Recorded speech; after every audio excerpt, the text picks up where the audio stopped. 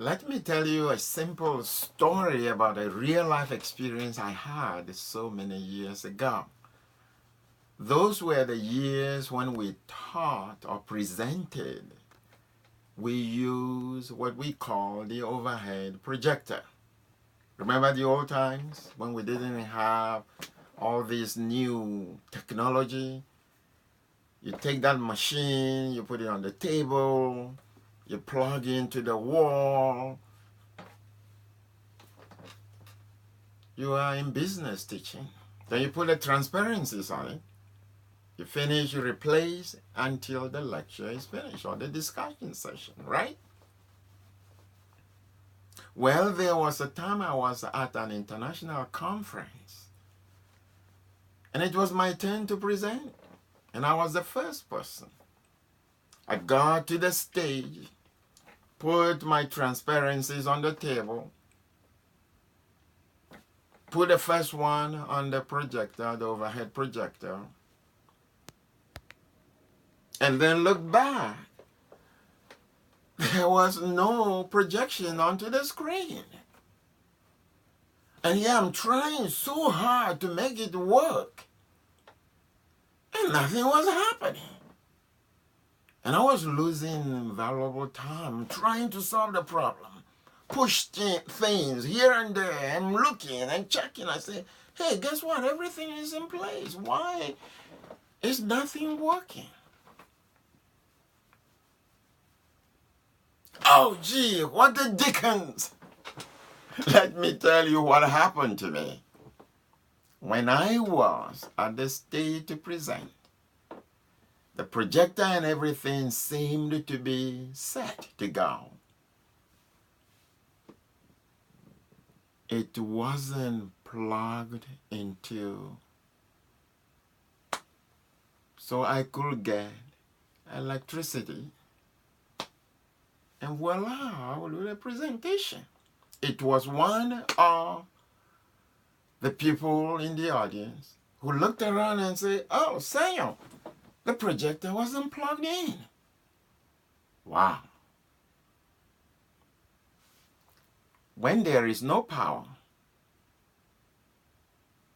there is no light. When there is no power, there is no electricity. There is nothing you can do. And I thought about that for a little while, that whole day, and it dawned on me that unless you have an energy that will flow to that projector to do the work, you can do anything until you turn blue. There will be no projection. Sounds familiar?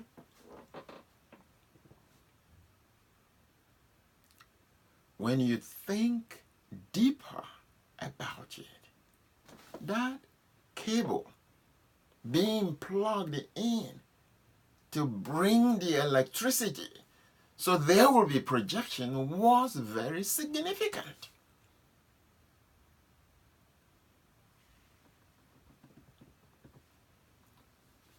There are so many things significant in life, but there are always others that are the foundational things. With that in mind, I want to share with you what I have come to believe as being the truth about our lives. Most of the problems that we have and experience come from our own human factor qualities. I define the human factor quality as the array of characteristics, negative and positive, you have, I have, every other person has. Wouldn't you say? Except you are a perfect human being. You have negative qualities. You have positive qualities. And I believe that your own goal in life, whether consciously or unconsciously, is to minimize the negative part of you and enhance the positive part of you. Wouldn't you say? Or do you agree? The human factor quality, improving it, making it better is a possibility. This is why at the Human Factor Leadership Academy, we are very much so interested in working with ourselves and with any other people who are interested to give a better future. Let me say that again. A better future to our sons and daughters or our children in general. That tomorrow they will experience a better life than maybe you and I are experiencing today or have experienced in the past. When we work to enhance the human factor quality, our world becomes a better place. When we fail to do so, we try any other things. When the smoke clears, we realize that we failed. I had an imaginary experience recently. And it was like a dream I was having or a trance. I was so scared. I thought something was chasing me and making my life so miserable.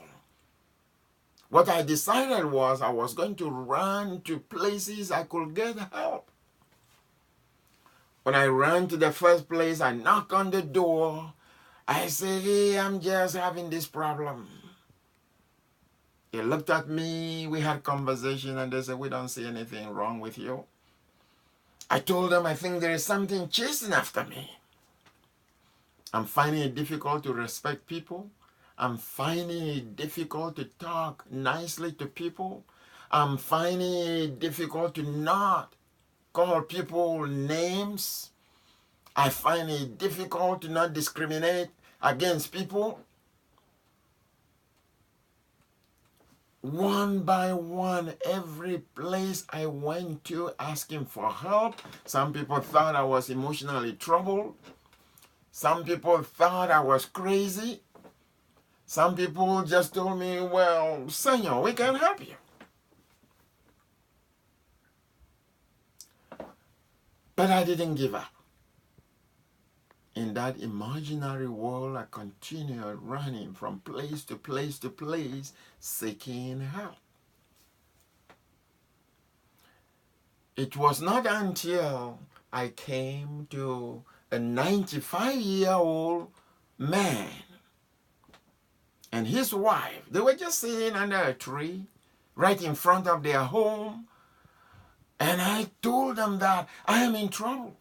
There seems to be something about me that I don't like. Something is chasing me, and I'm looking for help.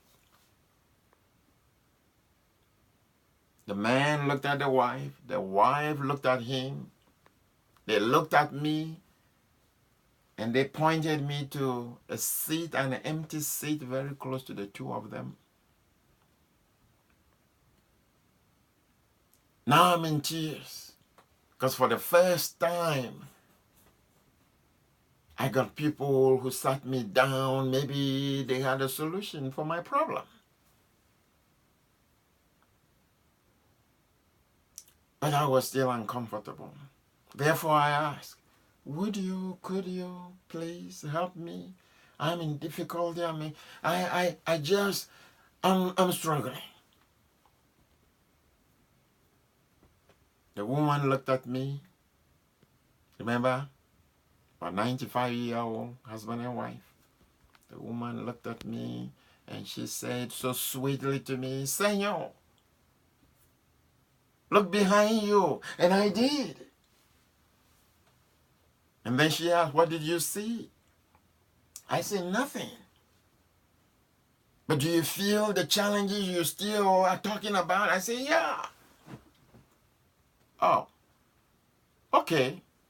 We'll get to the bottom of it, she said, and looked at the husband. The husband turned to me and said, Senor, look by your side. What do you see? I said, nothing. He says, look down and take a look at your feet and your legs. What do you see? I said, nothing. Then with a big smile, he looked at the wife, and the two of them smiled. And they said to me, Senor, we know the source of your problem. Do you want to hear it? I said, I couldn't wait.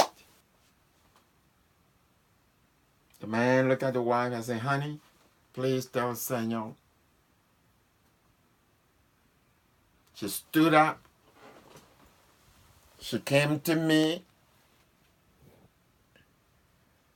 And she put her arms around me and she said, Senor, what you are running away from is deep down inside you.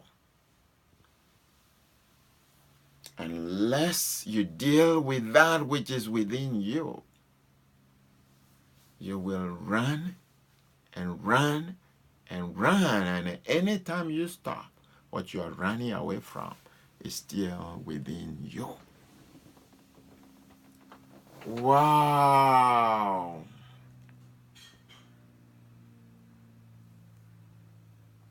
And I don't know where they have heard about me in the past. The man now turned to me and asked, Samuel, we heard that you are a human factor theorist. I said, Well, look within you. The challenges you're having are there. I understood. The problems we seem to attribute, right, to others, blame others for, call names, demonize, are right within us.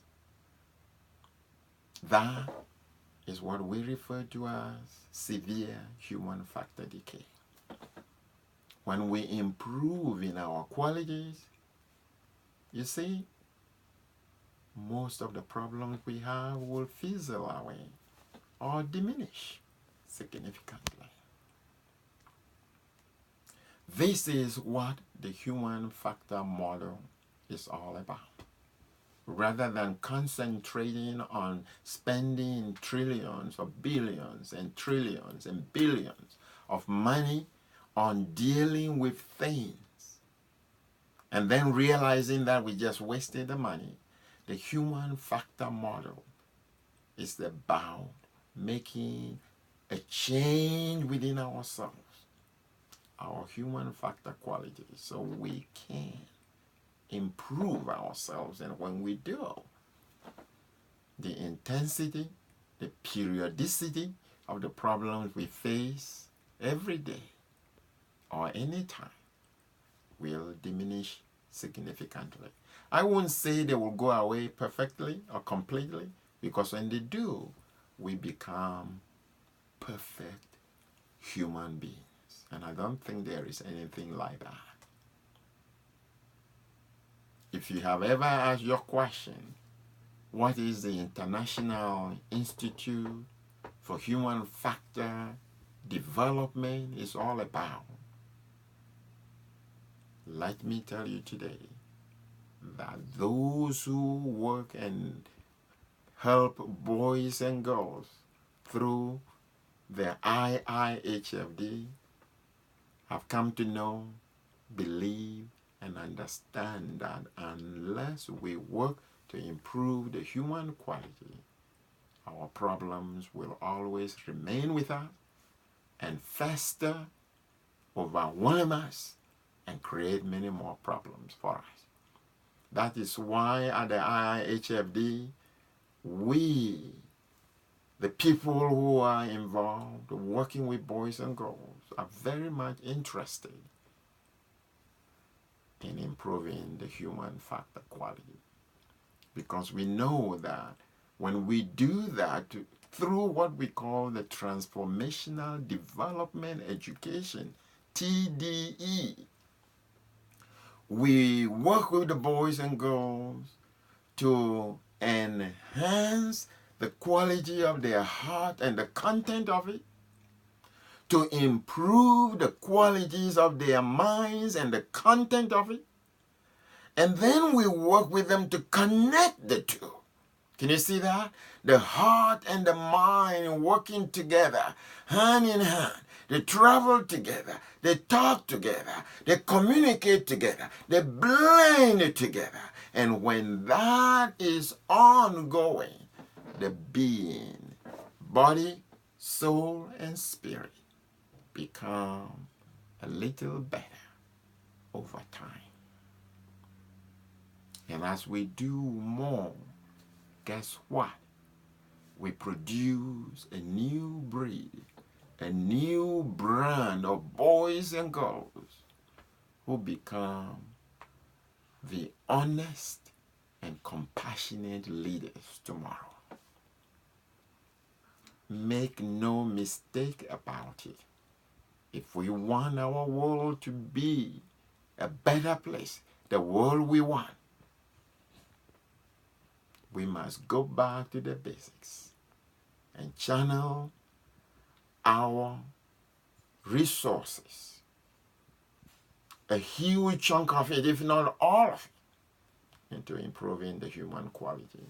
Because when we do, we make our communities, our nations, as well as the global village, a better place. That is what we invite you to join forces with us at the RIHFD through the Human Factor Leadership Academy, right now in Akachi, the Volta region of Ghana, to improve the people's quality of life. Thank you for being here.